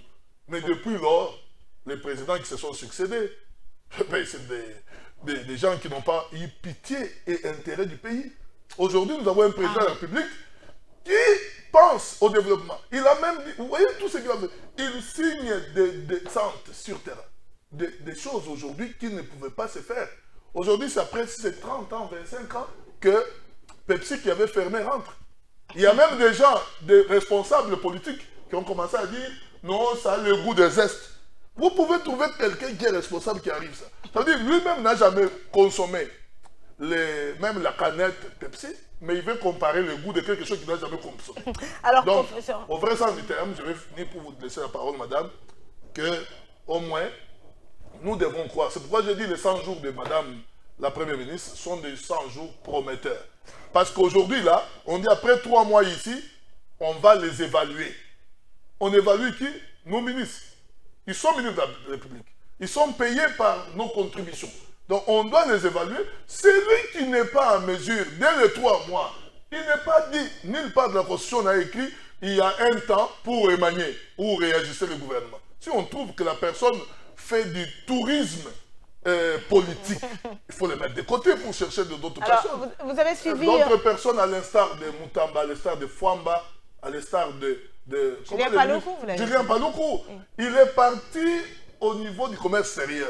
Il a recommencé avec la Zambie et comme ça, vous voyez les choses. Mais avant, il y avait des gens qui étaient là-bas.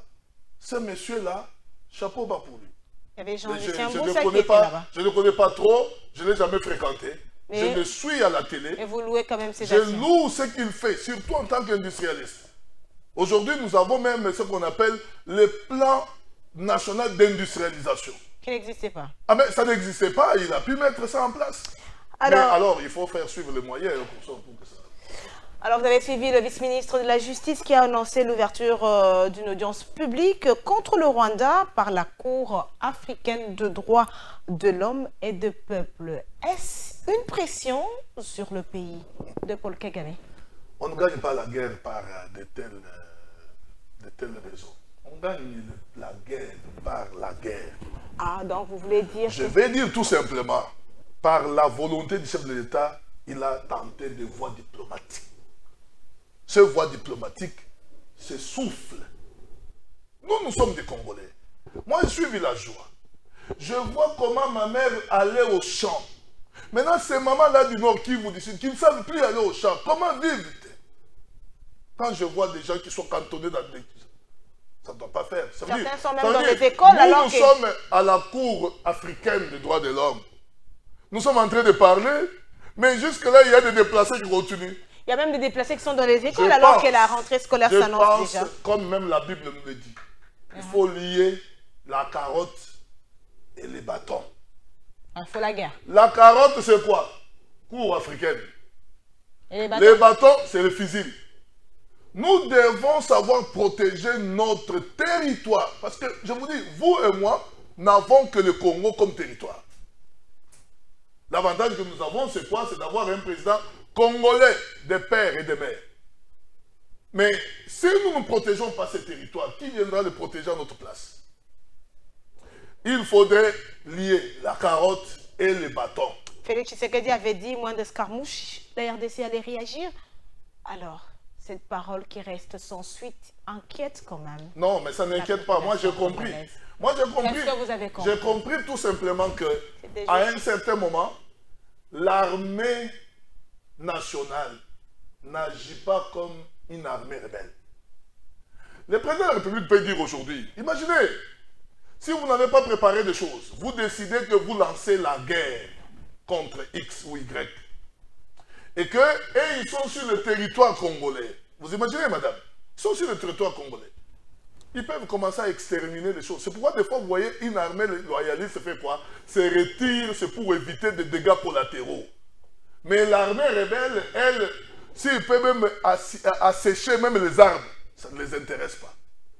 La volonté, la phrase là, c'était pour démontrer la volonté du chef de l'État d'en finir avec ces choses. Mais entre-temps, on ne peut pas vouloir sauver le peuple en exterminant ce qui existe. Alors là, dans ces conditions, il faut étudier. Soit on obtient de la diplomatie, le retrait des troupes. Maintenant, comment on sera à notre frontière? On peut faire tête à tête avec les gens. Mais on ne peut pas vouloir aller, madame, dans une guerre pendant qu'une partie de notre territoire est attaquée, pendant que les gens sont en train d'exécuter les autres. Soit on passe par la diplomatie, soit si la diplomatie vraiment échoue, l'ultime alternative dans ces conditions, parce qu'on dit à l'impossible, nul n'est tenu, c'est la guerre. Donc vous êtes favorable à une guerre? Je n'ai jamais été contre, c'est pourquoi vous avez vu que la DBC était partie faire un sitting devant l'ambassade du Rwanda. C'est pour dire trop, ça en était trop. Les minéraux que Dieu nous a donnés ne sont pas un prétexte pour que nous soyons attaqués. Mais parce que nous les avons, celui qui est riche protège ses terres. Nous ne devons pas rester comme ça. Nous devons protéger les terres. Mais je suis en train de louer parce que la loi de programmation militaire qu'il y a eu au Parlement, les dépenses, nous sommes parmi les 5 premiers pays où les dépenses militaires ont sensiblement augmenté. Oui. Mais quand ça augmente, c'est dans la modernisation de notre seule armée que nous avons, les FARDC. Donc aujourd'hui, la volonté nette et ferme du président de la République pour mettre fin à la guerre n'est plus à démontrer. Alors, professeur, c'est dans la soirée de vendredi que cette nouvelle est tombée.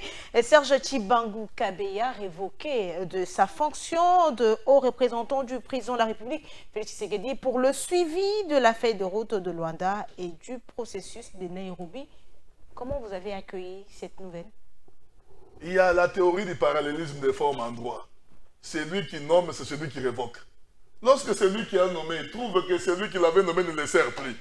Il n'a qu'intérêt à le faire quoi? Alors il y a un internaute qui dit, Félix Tshisekedi ne fait que changer quand même les gens, il doit se remettre en cause. En quoi? C'est moi qui nomme quelqu'un. Comme je nomme un doyen par exemple de la faculté X, je trouve qu'il n'a pas été à la hauteur. Je le démets. Alors ça veut dire que moi qui le démets parce qu'ayant constaté qu'il ne va pas bien, je suis mauvais. Or, d'ailleurs, on devait m'applaudir que monsieur a détecté que son collaborateur n'était pas bon. Mais c'est ça le Congo. Là où il faut applaudir, les gens ne trouvent pas bon. Mais bon, c'est ça, malheureusement, notre pays. Donc, lorsque un président de la République qui a nommé son haut représentant trouve que le haut représentant ne l'aide plus dans les missions qui étaient les siennes, il fait quoi? Il le démet. Je venais de dire le parallélisme de forme. C'est-à-dire celui qui nomme, celui qui relève. La même autorité qui a nommé doit être celle qui démet. Alors c'est complètement fini ce numéro de Info 7. Vous avez suivi à un moment ce débat autour de la constitution de la RDC. Certains estiment que si les choses ne bougent pas, c'est parce que la constitution ne donne pas plein pouvoir au président de la République, Félix Tshisekedi. Alors quelle est la position de votre parti DBC face à ce débat révision ou voilà, une autre constitution pour la République démocratique du Congo? je suis du même avis. Notre constitution est caduque, obsolète. À un certain moment, une constitution de blocage. Des blocages, pourquoi? Parce que, vous avez vu, le seul exemple, c'est que lorsqu'on proclame, on a essayé, il y a les internautes qui ont essayé de dire, bon, au Sénégal, à peine le président élu, ils ont eu le gouvernement. Mais oui, mais parce que leur constitution est pragmatique. Nous avons une constitution lourde qui ne permet pas véritablement à ce qu'on aille comme ça. C'est pourquoi ce genre de dispositions devraient partir. Donc, vous voulez la révision ou une nouvelle constitution? Non, mais parce que la révision, c'est-à-dire qu'il y a des articles qui ne peuvent pas être touchés.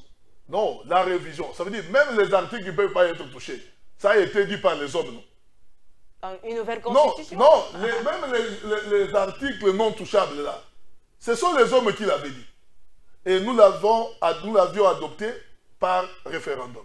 Si réellement il y a la volonté de vouloir aller au-delà, les mêmes référendums feront l'objet. Parce que ce sont les mécanismes constitutionnels, ce sont les mécanismes réglementaires. Mais ce qu'on évite, c'est quoi? C'est que quelqu'un se mette dans son bureau et dit « je change ». Non. Si vous voulez que ça change, il ne faudra pas aussi changer à des fins politiques. Recourons à la population. Il ne faudra pas aussi que ce soit à des fins politiques. Mais on dit que c'est la population le souverain primaire.